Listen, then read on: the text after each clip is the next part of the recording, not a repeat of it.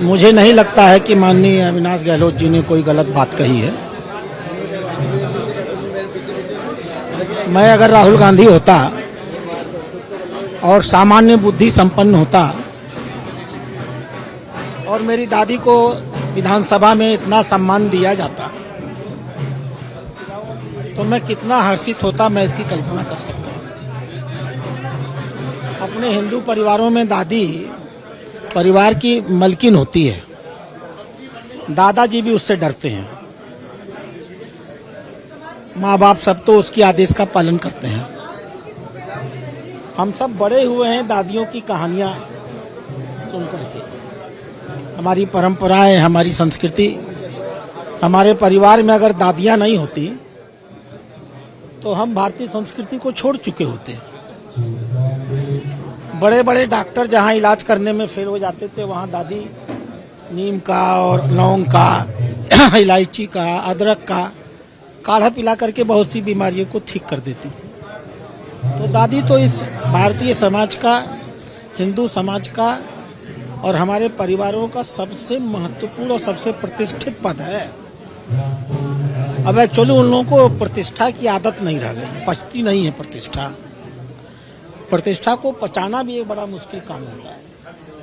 तो गहलोत जी ने तो उनको प्रतिष्ठा दी है, सम्मान दिया है, दादी कहा है। अगर गहलोत जी उनको दादी कह रहे हैं तो उनके लिए अच्छी बात थी। क्यों नाराज हो गए? नाराज इसलिए हो गए क्योंकि उनके पास अब कोई मुद्दे नहीं बचे हैं। और दिल्ली के चुनाव को हारने के बाद तो वो मान के चल रहे हैं कि अब देश की राजनीति में उनकी कोई भूमिका नहीं है। हमारे माननीय भजन लाल जी मुख्यमंत्री जी 1 साल के अंदर राजस्थान में भी उनका सुपड़ा साफ कर चुके हैं। और अब कांग्रेस अंदरूनी लड़ाई लड़ रही है। ये जो विधानसभा में हुआ है वो कांग्रेस के ही 2 गुटों की आपसी प्रतिस्पर्धा है, मैं नाम नहीं लूंगा। और ये लोग कांग्रेस की बची खुची छवि भी बर्बाद कर रहे हैं। जनता हंस रही है। वो कंबल उम्बल बिस्तरा उस्तरा भोजन वोजन, हम बड़े दिल के लोग हैं।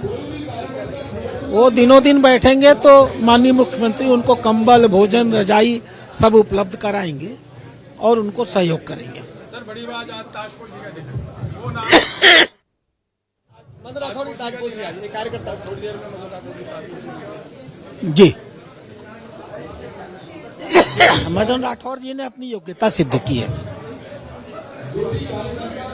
पिछले 7 महीने से वो कार्यवाहक प्रदेश अध्यक्ष हैं और 7 महीनों के अंदर उन्होंने पूरे प्रदेश में सभी जनप्रतिनिधियों और सभी कार्यकर्ताओं के बीच में लगातार दौरा किया है, लगातार संपर्क किया है और सबके दिल में प्रवेश किया है।